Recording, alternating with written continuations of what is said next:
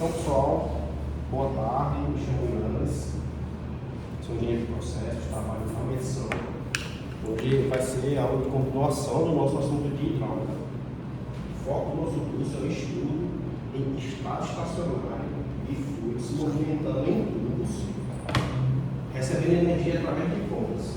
É muito específico, essa bomba de produção é necessária.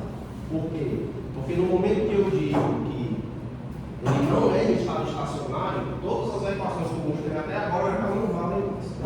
Então é importante ter o discernimento das funções operacionais que a gente está estudando aqui no sistema. Então sempre que eu mostro a curva do sistema, ela é em estado estacionário. Certo? E quando aí, além do estado estacionário, existe o estado transiente, que a gente conhece sobre partida da bomba. Então, o comportamento de vazão de pressão de uma bomba na sua partida depende de mais variáveis do que a sua operação em estado estacionário.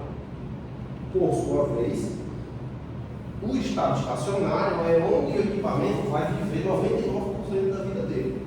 Um estado estacionário, operando em vazão constante por um longo período de tempo. E é uma pressão constante. Certo? Isso considerando os casos bem especificados. Tá? É muito, e quando a gente chegar um pouco mais à frente do assunto, a gente vai começar a ver instalações, modelos de instalação. E aí vai ficar mais fácil a gente visualizar o impacto da perspectiva dinâmica em relação à perspectiva de estado estacionário. Isso é um pouco mais para frente. E eu sempre introduzo as aulas com isso para que a gente consiga fixar. Porque a equação que define a pressão é aquela. Aí o cara tenta pegar aquilo e aplica para um estado de partida, não vai funcionar. Todos os cálculos e previsões e modelos que a gente está estudando são todos relacionados ao estado estacionário. Quando o equipamento está operando 99% do tempo da vida dele. Vamos lá, então, cálculo de pressão. A pressão, juntamente com a vazão, são os principais parâmetros que governam as condições operacionais no que diz respeito às necessidades que a bomba deverá ser capaz de suprir ao sistema. Então, a bomba ela supre uma necessidade do sistema. Quem define a vazão é o dinheiro. E a bomba precisa de tantos bilhões de litros de petróleo para ser rentável. E para transferir essa bomba de petróleo na instalação que eu tenho gasto de banco de pressão, é aí onde entra o cálculo dos motores. Certo? Então, normalmente a vazão é dada por condições operacionais do processo. Ou seja, eu fui um poço, esse poço dá tanto mil litros. Para processar esse poço de tanto mil litros de petróleo, eu preciso bombear esse petróleo num tubo. E para transportar esse petróleo, que é um volume, uma vazão especificada num tubo, eu tenho que botar um motor e uma bomba que aguente tanto pressão. Certo? Mas todas essas perspectivas em estado estacionário, em um momento de operação. A gente tem dois tipos de pressões. No nosso caso, de estado estacionário. Tá? E a pressão estática e a pressão dinâmica. A pressão estática ela depende somente do desnível geométrico. Okay? E das nossas variáveis fundamentais, que a gente já discutiu antes. Tem a densidade, que ela é dada em quilogramas por metro cúbico, ou seja, massa por volume de espaço. E nós temos a aceleração da gravidade, que ela é dada em metros por segundo ao quadrado. E a pressão estática depende dessas duas variáveis, mas o desnível geométrico que vai ser dado em metros. Então o ρGH vai me dar a minha pressão estática. Independente da vazão, a pressão estática está abaixo. Uma profundidade dentro do oceano de 1,5 metro tem a mesma pressão de uma piscina a uma profundidade de 1,5 metro. Okay? Isso é um ponto a se considerar, que existe muito a perspectiva de que um local com muito líquido tem muita pressão. Na verdade, é somente o vetor geométrico. Então, dentro de um copo d'água, desse volume aqui, e um tanque inteiro, só com um palmo de líquido, a pressão no fundo do copo do tanque é muito. Então, a disposição horizontal do meu líquido, no espaço onde ele estiver, não influencia na pressão estática. Certo? A pressão estática é uma função do desnível geométrico. Além da pressão estática, nós temos a pressão dinâmica. Pode passar por gentileza. Esse que eu falei agora, pode passar. Pressão dinâmica. A pressão dinâmica ela é aquela pressão requerida para eu movimentar uma porção de fluido por um elemento. No nosso caso, é um tubo. Certo? Então, as perdas de cargas, a pressão dinâmica, eu vou dividir ela em duas. A perda de carga distribuída e a perda de carga localizada. Quando o fluido ele se move por um tubo, acessa a bomba, ele ganha a energia dessa bomba. Então o fluido fica energizado, literalmente. E a energia que ele ganha é energia cinética, de movimento, e ganha uma aceleração. Quando esse fluido está se movimentando pelo tubo, ele vai atritar contra ele mesmo, contra as paredes da tubulação e contra os elementos extras diferentes da tubulação que foram encontrados no trecho. Somente o trecho comprido da tubulação vai ser responsável pela perda de carga dinâmica. Certo? E os elementos unitários da minha linha, como joelhos, válvulas, placa, orifício, vão ser responsáveis pela minha perda de carga localizada. Então, a distribuída, ela é um tipo de perda de carga que depende da velocidade do fluido em movimento. Então, tanto a distribuída como a localizada são perdas de carga, cálculos de pressão dinâmicos. Eu preciso da velocidade do fluido para especificar o quanto de carga vai ser necessário naquele trecho, naquele ponto. O trecho é a carga distribuída e o localizado é a carga distribuída e o outro é a carga localizada. A localizada são a peteixa do meio da linha, os acessórios, e a distribuída no comprimento total dos tubos. Pode passar. No caso, Luiz, da TAG, essa aí seria qual? A bomba do emissário, certo. Nessas bombas do emissário, provavelmente vai ter sensores de pressão na linha, sensores de vazão, algum tipo de válvula. Se existir ou não, também não sei, algum elemento que promova uma perda de carga, como uma placa de orifício, por quais razões de ser. Existem alguns motivos por quais se coloca a placa de orifício no aluno. Então, só que considerando que o comprimento horizontal do tubo ele é muito grande, a gente pode considerar que as perdas de cargas localizadas, se comparadas com as perdas de cargas distribuídas, vão ser muito pequenas. Certo? É um sistema em que predominantemente ele vai ser perda de carga distribuída. As localizadas você vai calcular em separado. Mas pelo comprimento ser tão grande do tubo, a perda de carga distribuída é que vai reinar para determinar como vai ser o cálculo de descarga dessa bomba. Caso seria dinâmico. Sim, dinâmico. Seria predominantemente dinâmico. Eu falei um pouco antes de sistemas predominantemente estáticos, sistemas predominantemente dinâmicos. Esse assunto que eu falei que é predominantemente distribuída é uma ramificação dessa mesma coisa. No caso desses instrumentos que você falou aí, seria para de forma inteligente adequar essa demanda? Na verdade não. Os dispositivos eles fazem parte das necessidades do processo. E a existência dos dispositivos e acessórios requer uma quantidade de energia para que o fluido passe por eles. Okay? Então sempre que você incrementa um elemento no seu processo, seja um sensor, uma válvula, um joelho, um acessório localizado, ele sempre vai imprimir uma carga. Certo? Você vai ter que gastar mais energia para o fluido passar por ele. E não é exatamente o sentido inverso. Você usa, bota um acessório lá por uma necessidade de processo, por consequência ele vai consumir uma quantidade de carga. Beleza? No caso aí, o seu raciocínio seria o inverso. A bomba ela vai ser dimensionada após todo o sistema estar pronto. Isso, exatamente. E aí eu calculo a respeito que aqueles objetos vão mudar. Exatamente. Eu não sei uma vez estabilizada. Isso. A bomba tem que atender ao sistema. Você não pode chegar com a bomba e dar a bomba se desmembrando o sistema. Você começa pelo sistema.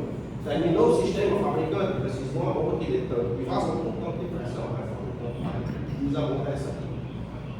Certo? Então, perda de carga estática é uma pressão somente no desvio geométrico. A perda de carga dinâmica ela é o atrito do fluido com ele mesmo, com a tubulação e com os acessórios. E dentro da perda de carga dinâmica, tem uma distribuída e tem uma localizada. Ok? Então tem essa subdivisão. Né? E aí existem sistemas predominantemente em cada uma das situações. Existe um sistema que é predominantemente estático, em que a pressão geométrica ela é governante do meu processo. Existe a pressão dinâmica governando o meu processo, eu tenho pouco desnível geométrico e muito comprimento horizontal. E existem ainda os casos que eu tenho pouco desnível geométrico, pouco comprimento horizontal, que seria distribuída, e só tenho elementos de carga localizada. Ou seja, existem sistemas em que ele é predominantemente fluido de carga localizada.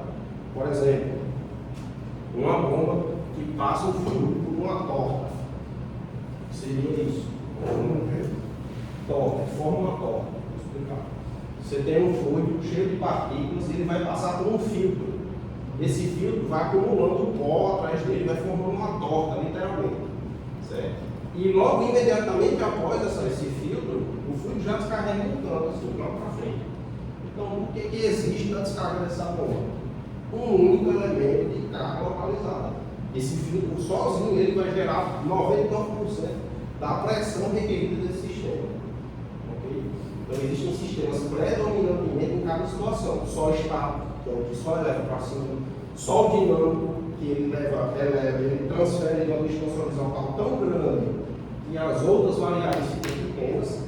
E existe o localizado, que é quando você tem um acessório específico único que consome toda a pressão do seu sistema. Beleza? Vamos seguir. Em detrimento disso, a gente tem as curvas dos sistemas. Tá? A curva do qualquer sistema é sempre a soma da pressão estática, que ela não varia para qualquer range de vazão. Então, o que é isso daqui? Não é como se o sistema todo operasse nesse ponto, não. O sistema só opera em um ponto. Ok? Que é um ponto aqui, por exemplo. Certo? O que é essa representação? Então, eu vou pegar a minha bomba, vou ver a vazão máxima dela, ou 2 vezes a vazão máxima dela. Vou considerar uma vazão que varia de 0 a 2 vezes o máximo da bomba e vou dizer como é que vai ser a pressão requerida para transportar essa vazão que varia de 0 a 2 vezes o máximo da bomba dentro do mesmo sistema. Então, se eu pegar a mesma bomba, aumenta a rotação, a pressão requerida aumenta. Aumenta a rotação de novo, a pressão de descarga aumenta. O que é esse comportamento? Exatamente isso aqui. Eu aumentando a minha vazão, aumentando a minha rotação, a minha pressão requerida que estava aqui agora é essa, é maior. Certo? Então essa representação de curva do sistema, ela é uma extrapolação entre um mínimo muito mínimo e um máximo muito máximo das condições que aquela instalação suporta. Pegando esse range de vazão, eu calculo o meu modelo matemático e defino uma curva única que vai representar o meu sistema, variando de vazão 0 até a vazão máxima que eu estipulei. Pode ser a vazão máxima da bomba, ou 2 vezes a vazão máxima da bomba. E se você tem uma estação que pode ter 5 bombas em paralelo, funcionando ao mesmo tempo, você vai pegar do 0 a vazão das 5 bombas juntas, que é o seu range máximo que o seu sistema pode operar. Então, pegando todos os pontos de vazão que o seu sistema consegue operar, você consegue criar a sua curva do sistema. E você só trabalha no único ponto. Então, a bomba vai estar aqui e ela sempre trabalha no cruzamento da curva do sistema com a curva da bomba. Sempre no único ponto. Certo? Se você mudar a vazão, a bomba vai mudar. A bomba vai também mudar de posição e nós vamos ter uma nova curva do sistema, um novo ponto de operação. Então, vou finalizar aqui e aí vou voltar agora para cá. Dos modelos matemáticos desses descritos, a gente vai focar primeiro nesse, que é o mais completo. Certo? Esse modelo matemático ele traz todas as variáveis do nosso processo. Deixa eu dar uma olhadinha na hora. Okay. E nós vamos focar primeiro nele. Mas a gente pode fazer uma aproximação. Vejamos.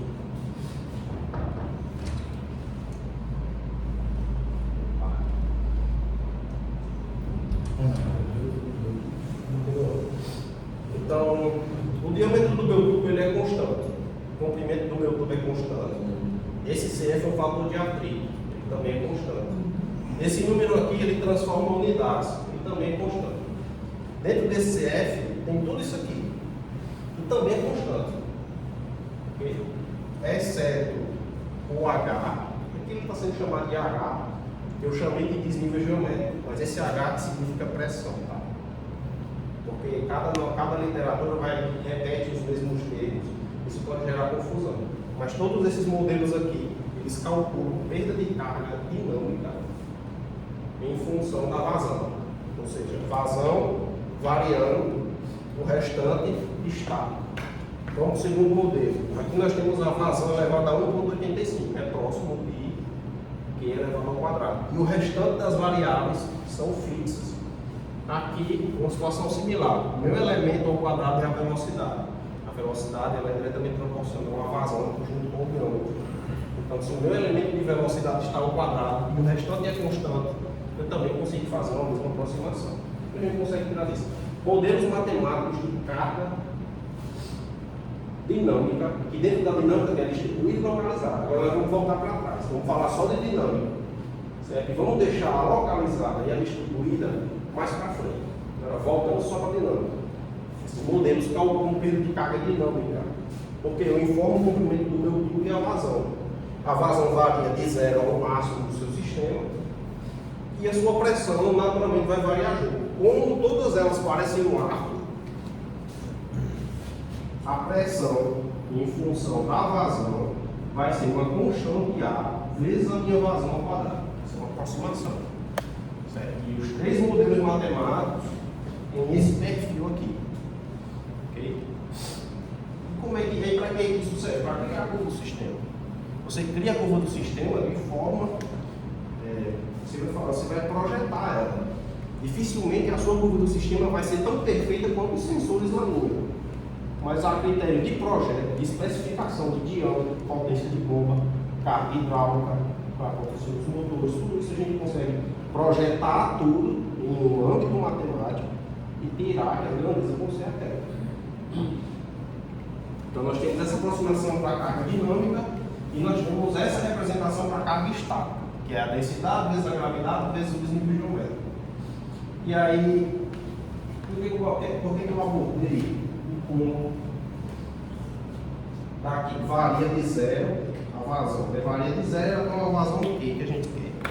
Agora eu vou modificar a representação para o seguinte cenário. Aqui, no modelo matemático, esse L varia para cada tentativa de curva do sistema que eu quiser criar.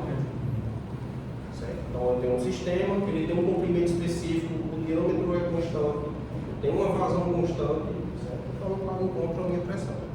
Aqui, se eu modifico esse L, é como se eu estivesse pegando o meu sistema e encurtando o tubo dele. Consequentemente, ele vai ser uma curva do sistema menos inclinada do que a outra. Porque eu reduzi o meu elemento que vai consumir a carga, que é o próximo comprimento do tubo. A minha vazão final seria maior. Toda vez que eu reduzisse o comprimento, eu tenho uma vazão maior. Sim. Se for bomba centrífuga, tá? Sempre é assim. A bomba centrífuga, se você tiver menos perda de carga, ela vai jogar mais vazão. Certo? Quanto menos carga você tiver, mais vazão ela vai jogar para frente. Isso é uma definição. Então, essa segunda visualização que eu quero passar, ela é a pressão em função. Agora, eu não estou pegando o meu sistema e mudando o comprimento do tubo, não. Agora, eu estou pegando um único sistema já definido e estou colocando um pressostato a cada 1 metro do tubo dele. 1 metro, até ele descarregar em algum canto.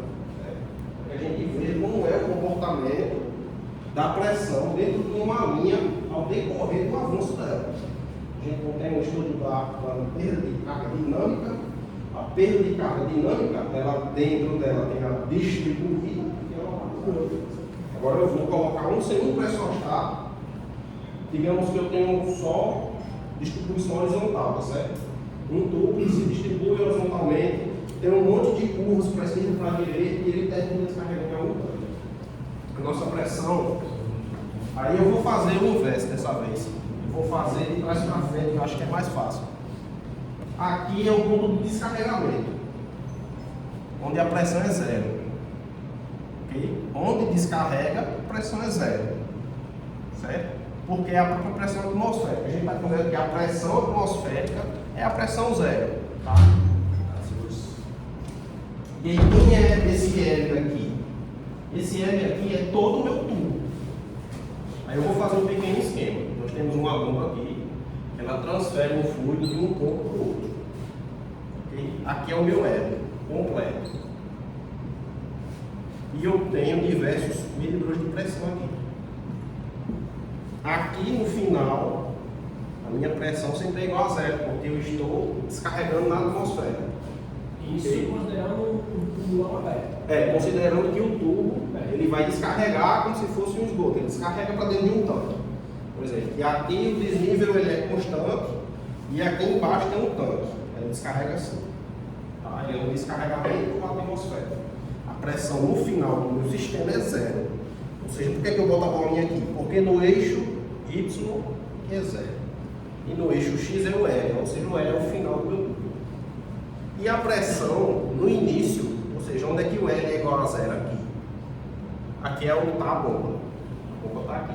Onde o L é igual a zero, é onde vai começar o meu sistema. Então, se eu tenho um diâmetro constante no decorrer dessa linha, ele vai sair daqui e vai bater aqui. Ou seja, se você botar um pressostático numa mesma tubulação, diâmetro constante, a gente consegue ver para todos os casos, tá? A vazão varia ao quadrado com a pressão. O comprimento varia diretamente com a pressão. Por quê? Porque existe nenhum número elevando o meu comprimento. Esse coeficiente é o que? Atrito? Você diz CF. o coeficiente de atrito. Ele depende dessa curva toda aqui. Esse aqui tem a borda aqui. Então esse daqui é um caso simples. Certo? Se eu tiver uma mudança de diâmetro na minha tubulação, aí eu vou mudar a inclinação da queda dessa pressão. E se eu tiver que a minha bomba ela está alimentando um tanque pelo fundo, essa pressão aqui nunca vai ser zero. Ela vai variar com a coluna do tanque, que vai ficar com pressão aqui no final. E aí vai deixando mais e mais complexo.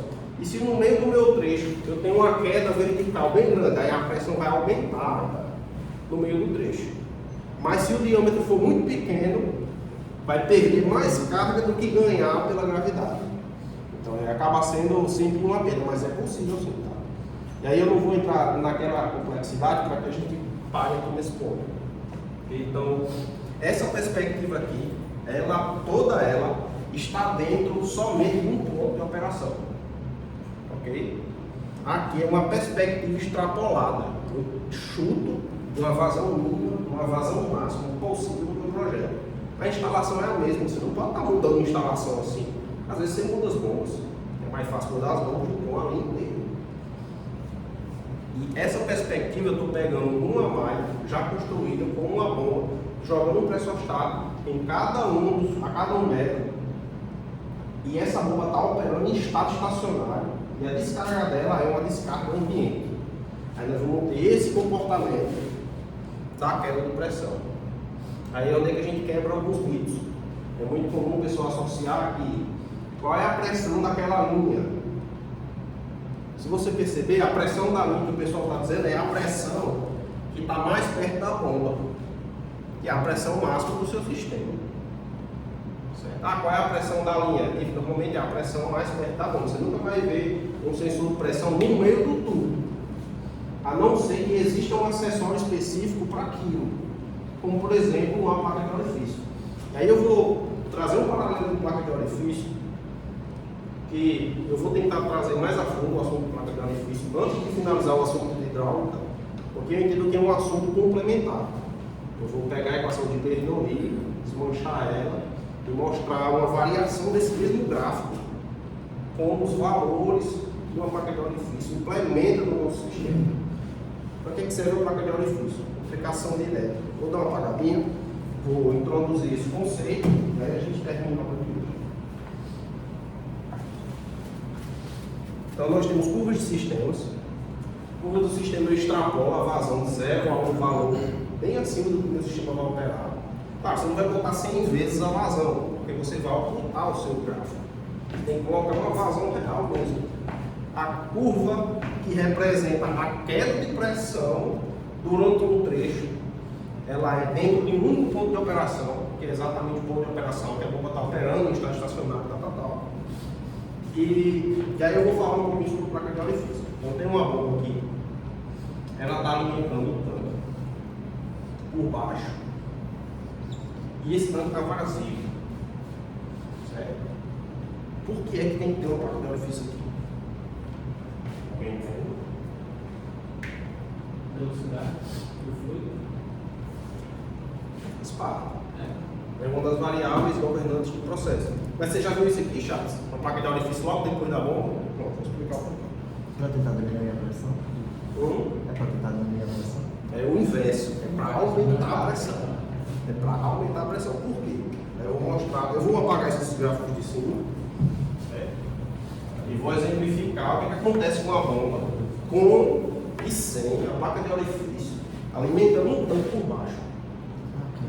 Por que é que essa placa de orifício está aqui e por que é que ela é muito importante? A placa de orifício é um elemento de carga localizada. Então ele não acontece no decorrer de um longo trecho. Ele consegue imprimir uma grande carga em um pequeno espaço de comprimento. Se eu fosse replotar aquele gráfico da pressão variando ao decorrer do trecho, não é que eu estou mudando o comprimento, não. Eu estou caminhando no mesmo trecho. Eu começo com uma pressão máxima das cargas da bomba, aqui eu tenho uma pressão, ela continua até o ponto, certo? Isso aqui é o que a placa de orifício provoca. Uma queda de pressão brusca durante a minha linha, imediatamente antes e depois. Se não existisse a placa de orifício, o meu sistema seria assim. E a pressão inicial seria essa. Ok? Essa seria a pressão inicial. Sem placa de orifício. Com placa de orifício é essa mais alta. É uma pressão mais alta. Por quê? Agora nós vamos para outro gráfico. Eu vou plotar a minha bomba aqui agora. É uma vazão, som da pressão, funcionando. E a bomba centrífuga ela tem que ser assim, tá? Eu tenho uma determinada pressão para uma determinada vazão. A curva do sistema corta ela por dentro. Digamos que é um sistema que não tem pressão estática, ele é somente dinâmico. E dentro da dinâmica tem a localizada e a distribuída. O que acontece se o meu sistema requerer baixíssima pressão da minha bomba? O sistema vai estar aqui. Certo? O sistema vai estar aqui. Esse daqui é com placa e sem placa. Ok? Então, ou seja, quando eu trabalho em curva do sistema, eu tenho um range de vazão. Considerando o meu elemento de placa de orifício, ele me gera duas curvas do sistema para a mesma bomba, para o mesmo comprimento de tubo. A diferença é que eu tenho uma placa de orifício e a outra que eu não tenho. Essa bomba aqui, com a placa de orifício, vai operar nesse ponto aqui. Certo? Com placa. A eficiência de uma bomba centrífuga, ela está aproximadamente a um comprimento de 70% do início da curva até o final. Isso aqui é o ponto ótimo de operação. Se a pressão do meu sistema for muito baixa, como por exemplo a solução de outra bomba, você vai botar a sua bomba para operar aqui, ó. Pressão bem baixinha. E a bomba centrífuga ela tem esse perfil. Quanto menor a pressão, maior vai ser a vazão. Okay? Então, ou seja, eu estou nessa vazão aqui, ó, onde a vazão máxima do meu equipamento para aquele motor é essa. Okay? O que acontece? Eu vou colocar o meu motor para operar numa situação superdimensionada. Por quê? Porque se a gente conseguir plotar, aí isso a gente vai ver mais para frente. A potência hidráulica desse processo, a potência ela é uma equação que usa a pressão e a vazão de um fluido para determinar quantos quilowatts de potência é necessário para movimentar essa quantidade de fluido nessa pressão. E o gráfico da potência hidráulica é assim, ó. Ou seja, por mais que a pressão seja menor, reduzindo a pressão, reduzindo a pressão, reduzindo a pressão, a vazão aumentando e a potência aumentando. Uma loucura. Eu estou reduzindo a pressão, aumentando a vazão e o consumo de potência aumenta junto. Então, a placa de orifício ela vai servir para quê? Para que eu imprima uma pressão no meu sistema, para pegar o meu ponto de operação e transferi-lo para dentro da curva de operação da bomba. Certo? Ficou claro esse conceito? A aplicação da placa de orifício ela serve para eu puxar a minha curva do sistema para dentro da curva da bomba. Se eu não colocar a placa de orifício e o meu sistema tiver uma curva que não cruza com a da bomba, a bomba ela vai operar em um ponto de operação fora da curva dela. E isso vai provocar o que? A queima do motor. Okay? Então, se você vê qualquer fabricante, ele tem um limite, ele nunca vai daqui para cá e ele nunca vai daqui para cá. Porque essas condições são extremas para o motor da bomba. Falando de fabricantes, as bombas elas vêm com plaquinha já de vazão, né? Aquela vazão de projeto ela é calculada em especial. A descarga da bomba. Aquilo ali é esse ponto aqui. É o back. Ele é o back. Por quê? Exatamente. Quero uma bomba que dê tanto de vazão e tanto de pressão. O fabricante ele vai pegar a bomba mais eficiente possível, que vai operar nesse ponto aqui, e que neste ponto a carcaça vai ser menor, o motor vai ser menor, os eixos vão ser menores. Então, e aí, por que a placa de orifício é importante? Porque ela força que a pressão na saída da minha bomba seja um tanto quanto suficiente para que a curva do meu sistema cruze com a curva da bomba. Okay? Se ela não cruzar e a bomba operar aqui, ela vai morrer com pouco tempo, por simplesmente esforço da potência hidráulica do motor. Por isso que o motor esquentou naquele aspecto. Então, se você joga uma vazão, você tem que jogar uma vazão muito maior do que a da bomba da frente, para que a bomba da frente funcione somente como perda de carga localizada e faça um pulo desse aqui de pressão na solução da bomba, ou na descarga da bomba está aumentando. Então, para que serve a placa de orifício? Para que eu movimente a curva do meu sistema, para que ela atinja uma pressão naquele ponto de operação que cruze com a bomba. E por que isso está lá exatamente nas bombas que alimentam o tanque por baixo? Porque, digamos, a bomba está aqui, aí ela recebe uma linha de qualquer que seja, e ela alimenta esse tanque. Essa bomba ela vai começar a operar aqui, superdimensionado, superdimensionado, superdimensionado, até que o nível dela alcance uma pressão que a curva bata dentro da curva da bomba. Aí o motor vai começar a esfriar.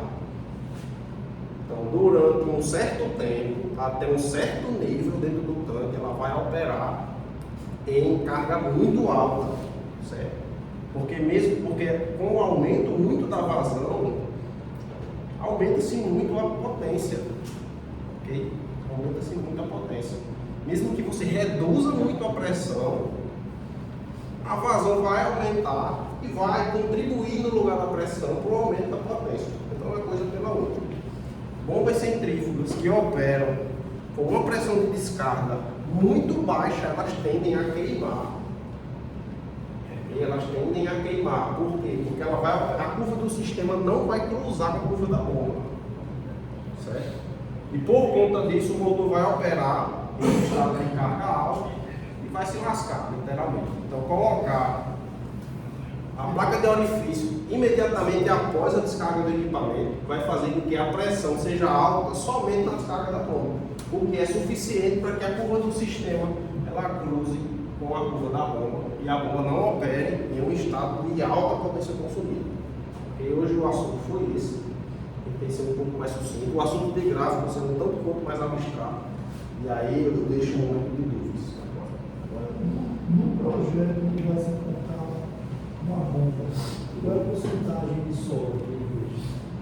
Isso, assim, a sobra, que você está falando, é uma sobra de motor, certo? É uma sobra de capacidade a mais. Isso. Então, essa sobra de capacidade, ela entra muito em alguns aspectos mais relacionados à partida do equipamento, do que em si ao próprio ponto de operação. Então, os estudos aqui distribuídos, eles são relacionados ao estado estacionário, ok? Mas para que eu defina um motor, é mais importante eu ter aspectos do estado transiente, e aí para o estado transiente eu vou te mostrar a diferença. Só uma abreviação. Então, essa daqui é a representação do estado estacionário, sem placa e com placa. Onde é que entra a falta do motor aqui nesse caso? No próprio, assim, eu tenho o meu motor, a minha potência hidráulica, que é uma quantidade de valor em quilowatts, que ela é ideal. Tem uma vazão, uma pressão, se não existirem perdas, essa é a potência necessária. Aí existe a eficiência do motor. Existe o tal do cosseno de Fick. Existe a eficiência do motor. E existe a eficiência da bomba. Que eficiência da bomba é essa? O quanto que ele consegue pegar de quilowatts do motor e converter em potência hidráulica. Então eu pego a minha potência hidráulica, multiplico pelo fio do motor, multiplico pela eficiência da bomba, e aí eu vou encontrar um valor de consumo. Aí eu jogo 1,15 em cima, 1,10 em cima. Só que essa informação ela é muito mais importante você definir dentro do seu processo em que sentido. A minha vazão mínima possível é essa e a minha vazão máxima possível é essa. Em cima da vazão máxima é que você encontra esses fatores. Ok? Motores elétricos têm 1,25, 1,30, 1,50. Isso daqui é o fator IR. Existem diversos motores que têm essa construção aqui. Que ele consegue bater esse pico de corrente em nada. Ele consegue bater esse pico de corrente na partida, que é o que é utilizado como especificação de partida. A gente trabalha com a folga operacional que a classe do motor me dá. Se ele me dá 50% de folga, eu vou especificar um motor operando em estado estacionário com 10% de folga e considerar o meu pico de potência na partida por isso aqui. Mas independente de tudo, é sempre melhor você especificar o range do seu processo, a vazão máxima que o seu processo vai operar. E em cima disso, trabalha aí com 10 a 15% da relação do motor potência hidráulica e na relação de potência de partida, a gente vai usar o IR do motor, certo? E ele dá um pico de corrente que suporta na partida. Esse pico de corrente facilmente joga o ponto de operação lá de baixo até lá em cima, ou até uma superpressão e depois ele vai caindo. Só que o estado transente ele é muito mais complexo. Porque a bomba lenga ela dá um supetão rápido, a pressão sobe e cai dentro de 1, 2 segundos. Até que ponto isso é sustentável eu considerar como sendo o meu parâmetro de operação e especificar o meu equipamento baseado nisso. Não é assim que acontece. A gente pega o estado estacionário, define o ponto de operação em estado estacionário, e aí aplica-se folgas operacionais, 10, 15% de potência, e usa os 150% para os picos de corrente na partida. Isso. E aí, esses picos de corrente são relacionados aos dispositivos elétricos de partida do motor, o que já entra em um outro tipo de assunto que foge muito do nosso foco aqui. Beleza? Mas complica bastante mais. Então é isso, né?